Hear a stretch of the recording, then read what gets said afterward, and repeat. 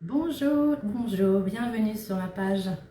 Alors aujourd'hui, j'ai décidé de faire un live en solo. En solo, pourquoi? Parce que j'avais dans mes objectifs du mois d'octobre et des autres mois, c'est de faire un live par mois. J'en avais un prévu qui était donc prévu la semaine dernière. Malheureusement, la personne est souffrante et je lui souhaite donc un prompt rétablissement et donc il est reporté. Donc je me suis dit, comme c'était un témoignage, et ben pourquoi pas faire mon témoignage, car pour répondre à la question qu'on me pose souvent, mais quel est ton parcours, Isabelle? Donc voilà ce que je vais t'indiquer aujourd'hui. Donc si tu as besoin de me poser des questions, n'hésite pas pendant que je suis en direct. Sinon tu pourras les poser sur... alors je regarde les informations d'Instagram. Oui, c'est bon, je suis bien en direct. Oui, c'est un peu différent quand on est tout seul. On ne sait pas trop si on est bien en direct ou pas. Donc voilà. J'ai choisi donc aujourd'hui aussi de le faire... Ah, bonjour Laetitia. J'ai choisi de faire ce live aujourd'hui aussi parce que en fait, c'est Halloween, c'est le bon thème, la peur, la crainte. Et puis donc je t'en parlais dans un précédent réel où il y a beaucoup de craintes que l'on a quand on est auto-entrepreneur. Et la peur du jugement, la peur de se dépasser, etc. en font partie. Donc là, en même temps, pour moi, c'est aussi ma casquette de CEO, de m'entraîner, de parler devant toi pour que tu me connaisses. Bonjour. Pour que tu me connaisses et que tu connaisses aussi mon parcours, parce que quand on se fait accompagner par des gens, et ben on se fait accompagner par un être humain déjà à la base, hein, puisqu'on a beaucoup de personnes qui sont coachs en finance, mentors et consultantes. Et donc, ce qui est important, c'est de se sentir à l'aise avec la personne, se connaître son parcours et de savoir si on peut travailler avec elle. Donc voilà, c'était l'objet de ce live. Alors je vais lire un petit peu une petite note pour être sûr de bien dire tout ce que j'avais envie de dire. Ce live va durer 15 à 20 minutes, pas trop, puisque je suis toute seule, donc il y a moins d'échanges, sauf si vous me posez plein de questions pendant le live. Donc je vais essayer de faire un maximum pour ne pas prendre trop de ton temps. Et du coup, je vais te partager mon parcours. Donc, j'ai un parcours un petit peu classique, tout s'est fait dans la foulée, hein. J'ai passé mon bac, j'ai commencé un DUT, mais par contre, je l'ai fait en apprentissage. Et comme ça, j'ai mis un pied tout de suite dans l'entreprise. Et du coup, ça m'a appris énormément de choses, de regarder mes collègues, de regarder mon encadrement, d'apprendre voilà, ce que c'était que le travail en entreprise. Et on sortait vraiment des livres. Et pour moi, ça a toujours été plus intéressant que d'être à l'école. Du coup, j'ai eu un parcours, voilà, j'ai fait de l'apprentissage pendant 2 ans pour avoir mon DUT dans une banque. Ensuite, j'ai fait 5 ans chez un assureur et j'ai fait 2 types de postes. Donc, j'ai été donc comptable dans le service des assurances collectives. Et justement, c'est amusant parce que les assurances collectives, c'est souvent les contrats d'assurance qu'un patron d'entreprise va souscrire auprès d'un assureur pour protéger son entreprise et ses salariés. Donc, on était déjà un petit peu dans ce que je vis aujourd'hui. Ensuite, j'ai changé de service et je suis partie à la gestion déléguée dans leur département immobilier. Donc c'est là que j'ai découvert l'immobilier et là j'ai vraiment adoré parce que c'est hyper vivant l'immobilier. Et donc en fait j'étais là pour m'assurer que les administrateurs de biens, les agences immobilières géraient bien les biens immobiliers de mon entreprise. Du coup, c'était très intéressant, ça a amené beaucoup de casquettes, d'observation, de contact, mais petit à petit, j'ai eu besoin d'aller sur le terrain, ce qui fait que j'ai en fait envoyé ma candidature spontanée à une agence immobilière. Et du coup, j'ai pu être sur le terrain, travailler vraiment en relation avec les locataires, les propriétaires, les fournisseurs. Et c'était vraiment super intéressant également. Je voyais vraiment concrètement en fait ce que je surveillais dans mon précédent poste. Ensuite, là par contre, c'est ma vie personnelle. J'ai eu un divorce.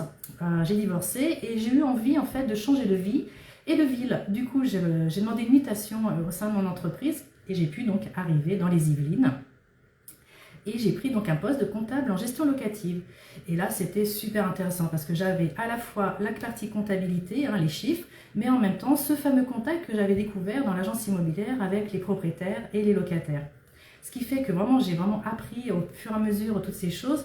J'ai pu en même temps apporter ma casquette d'amélioration des processus, faire en sorte que ce soit beaucoup plus intéressant pour le bailleur, en fait, de savoir un peu qu'est-ce qui se cache derrière son investissement finalement, parce que pour lui c'est un investissement, mais que savoir qu'il y a aussi un être humain derrière. Et c'est vrai que moi tout ça, ça m'a beaucoup apporté dans le sens où je m'occupais aussi du recouvrement des charges et des loyers. Du coup, là, on rentre vraiment dans le concret, dans la vie des gens, et ça nous demande beaucoup d'allier en fait notre côté empathique, voilà, on est un être humain en face de nous, Et le côté professionnel, hein, on est là pour assurer la rentabilité de son entreprise ou du propriétaire bailleur qui nous a confié son bien. Donc en fait, c'était très intéressant par rapport à ça, c'est-à-dire que je sortais vraiment des chiffres et je les faisais parler et je leur donnais vie. Donc voilà pour cette partie d'expérience. Et après, pareil, avec ma vie personnelle, j'avais envie d'évoluer, mais malheureusement en France, il faut souvent passer par des diplômes. Ce qui fait que du coup, j'ai repris mes cours, j'ai repris des cours en cours du soir, mes études en cours du soir via le CNAM, malgré le fait que je gérais 2 petits bouts en même temps. Et donc, j'ai préparé un diplôme de responsable en gestion. Et alors là, c'est amusant parce que quand on regarde le descriptif, c'est exactement ce que je fais aujourd'hui, puisque le but de ce diplôme, c'est de devenir patron. Donc voilà, sans le savoir, depuis des années, je préparais en fait ce que je fais aujourd'hui. Donc le chemin s'est fait petit à petit, petit pas par petit pas. On ne peut pas forcément partir directement dans l'entrepreneuriat. Ça peut être aussi un cheminement de vie et donc c'est ce que je te souhaite aussi également si tu es en reconversion professionnelle ou si tu es en train de te lancer ou d'y réfléchir. Ensuite, donc du coup, comme j'ai repris mes études en cours du soir, j'ai pu obtenir un poste de manager. Et là, ça a été une autre expérience très riche. Cela m'a permis d'encadrer une équipe de 5 comptables, de pouvoir amener ma petite touche personnelle, c'est-à-dire ma touche de nouveauté, le management moderne, etc. De vraiment mettre l'humain au cœur de mon équipe, de le faire avancer, d'améliorer les processus et de passer au numérique pour l'entreprise parce que je partais après le full papier. D'ailleurs, j'ai halluciné le premier jour quand j'ai vu la paperasse qu'il y avait partout. Et c'est vrai que moi, j'ai toujours à cœur d'être dans le numérique, donc zéro déchet, zéro papier, d'optimiser un maximum ce que l'on a. Et d'ailleurs, ça a servi au moment de la crise sanitaire parce que du coup, puisqu'on était en pleine révolution à ce niveau-là, ça m'a permis de continuer à gérer mes équipes à distance, en télétravail. Et tout ça fait que j'ai adoré travailler en ligne, travailler de chez moi, tout ce côté numérique qui permet effectivement de travailler d'où on veut finalement. Et c'est petit à petit, ce chemin s'est fait. Et ce qui fait que moi j'ai donc choisi du fait que d'un côté, le management que je proposais, qui était moderne, humain, n'était pas forcément accepté dans l'environnement professionnel. J'ai choisi donc de quitter ce poste et de me reconvertir. Donc de me reconvertir en quoi ? J'ai essayé de, comme tout le monde, il faut prendre le temps de se poser. Bonjour Audrey. Il faut prendre le temps de se poser et de voir en fait ce qu'on a envie de faire. Parce que le but quand on se reconvertit, c'est pas de retomber soit dans le même poste, soit dans les mêmes contraintes, c'est au contraire de créer un métier qui nous ressemble. Et c'est vrai que moi j'ai toujours eu des multicasquettes et m'enfermer dans un poste particulier, c'était pas trop mon truc. Je l'ai fait pendant longtemps parce que ma vie personnelle faisait que j'avais pas trop le choix à l'époque, mais maintenant que j'ai ce choix, mes enfants ont grandi, j'ai ce choix de me créer mon entreprise à mon image. Du coup, c'est ce que je travaille au quotidien. Et d'où le titre aussi de ce live, un poste en constante évolution, je crois que j'ai mis. C'est parce que j'ai eu 4 contrats de travail finalement sur près de 25 ans, mais j'ai changé 10 fois de nom d'entreprise. Ça montre bien qu'une entreprise est en constante évolution, qu'elle va tester, ajuster, changer, plein de choses en fait. Et c'est ça que je suis en train de faire aussi, moi, dans ma reconversion, c'est que je vous étudie vous, je vois ce que vous avez besoin, quelles sont vos problématiques, car celles que j'ai pu rencontrer ne seront pas forcément les vôtres, et inversement. Donc échanger avec vous m'apporte énormément aussi pour savoir quoi vous apporter. Et puis je me rends compte que je ne me suis même pas présentée, donc c'est génial, c'est le live. Donc en fait ça m'amène justement à dire ce que je suis aujourd'hui. Donc moi je suis donc Isabelle et je suis mentor et consultante en finance. Donc j'accompagne les particuliers et solopreneurs à gérer leurs finances comme des pros, mais que ce soit la gestion de leur budget comme la gestion de leurs finances d'entreprise. Parce que pour moi tout est lié et c'est vrai que souvent je regarde autour de moi, c'est soit on va accompagner les personnes dans leurs finances professionnelles, soit dans leurs finances professionnelles. Et moi j'ai à cœur vraiment de garder ce lien, surtout quand on est en reconversion, car quand on se lance, on va avoir plein de casquettes, on va apprendre à faire de la communication, à faire de la vente, à faire des pitchs, à parler devant les gens, à sortir de nos zones de confort, etc. Et là, tout ce que je suis en train de te dire, là, ça n'a rien à voir avec la comptabilité. Mais pourtant, ce sont des casquettes que tu vas t'amener à avoir à ton compte Et tu vas devoir le faire dès le début, au minimum, il faudra connaître le minimum. Et donc, tu vas être obligé aussi de te former. Et toutes ces choses-là, bah, elles ont un coût. Et pour te former et t'offrir ces formations, tu vas être obligé d'utiliser souvent tes propres deniers. Donc, soit tes économies, soit des économies que tu as mis de côté en avance au moment de ta reconversion et avant de quitter ton poste. Soit bah, tu vas être obligé de prendre un prêt. Alors ça, c'est ce que je te déconseille complètement, mais bon, il faut voir. Et sinon, enfin, en tout cas, il faudra le prévoir. Et donc, c'est ton budget personnel qui va être amené à financer tout ça. Et moi, j'ai à cœur justement que ce budget personnel ne soit pas mis à défaut par rapport à ta vie personnelle. Parce que c'est pas parce que tu te reconvertis que tu dois t'arrêter de continuer à partir en vacances avec ta famille, à te faire plaisir au quotidien. Il faut vraiment que... Parce que sinon, ça risque de te peiner et du coup, ça va mettre en péril ta reconversion. Donc, c'est très important. Tout comme l'organisation de sa vie personnelle et professionnelle, bah, ses finances personnelles et professionnelles sont intimement liées et il faut absolument que tu puisses avoir ce fil directeur, conducteur entre les deux qui te permettent d'être sereine. Donc du coup, voilà, c'est ça ma reconversion, c'est t'accompagner dans ces deux thématiques et je vais regarder mes petites notes pour savoir si j'avais pas oublié des choses. Oui, c'est ça en fait, parce qu'en fait au tout début, j'ai commencé par ce que je connaissais bien, c'est-à-dire la gestion de budget, et peu à peu, en discutant avec vous, puis avec mes premières clientes, je me suis rendu compte que finalement, quand on gère son budget et quand on reprend en main ses finances personnelles, finalement, on est amené à travailler sur soi, sa relation à l'argent, et donc c'est un peu du développement personnel, de l'organisation, et du coup, bah, parfois, bah, on peut être amené à avoir envie de changer de travail finalement. Ça nous amène à plein de questionnements. Et du coup, la suite est logique. Quand on sait où on met son argent, pourquoi on le met et qui on est, bah, du coup, bah, on peut être amené à vouloir changer son travail parce que souvent, bah, on fait un travail parce que bah, il faut y aller tous les jours, il faut payer les factures. Mais comprendre que l'argent que l'on gagne tous les jours, on peut le mettre au service de ses valeurs et de ses projets, et voire même de son entreprise, et ben, ça change tout. Ça change vraiment ce côté...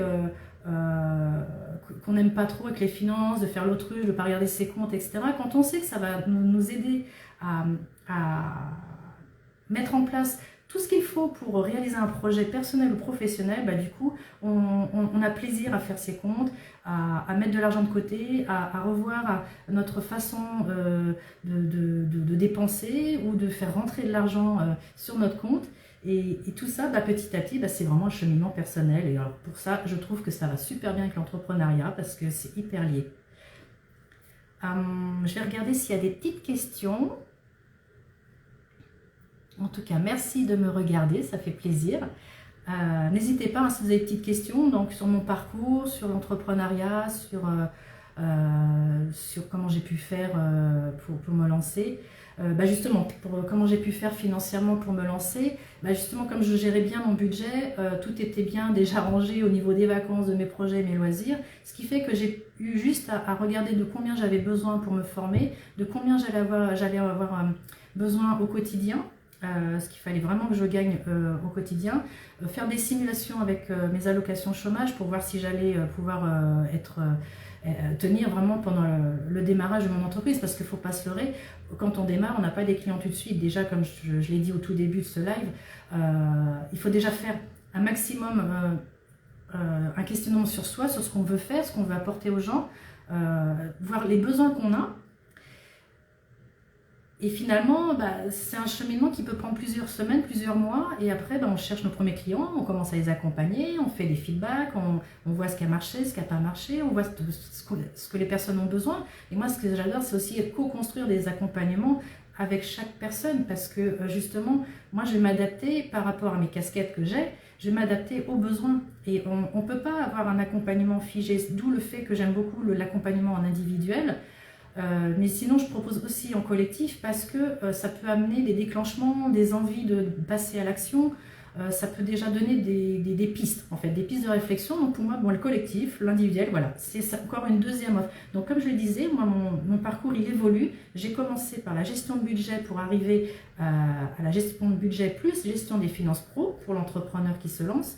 Mais en parallèle, au niveau de mes offres, j'ai commencé par l'individuel et petit à petit, je rajoute à ces casquettes le collectif parce que pour moi, c'est très complémentaire et ça permet en plus d'échanger. Et je trouve que quand on échange, on se donne plein d'idées, on voit ce qui marche, ce qui ne marche pas, ce que les gens ont pu tester, et puis faire les ajustements nécessaires. Et justement, avec ce fameux côté collectif, ça permet de voir l'évolution de chacune, d'où les fameux lives Instagram que je propose en témoignage de reconversion, parce que justement, ça montre qu'on part toutes de points de départ différents, on a toutes des parcours différents, et qu'est-ce qu'on en fait derrière? Et ben, on en fait quelque chose qui nous ressemble, qui nous anime. On n'est plus dans un contrat salarié où on a notre fiche de poste et on fait comme on nous a demandé de faire. Non, là, on est vraiment, c'est nous qui faisons.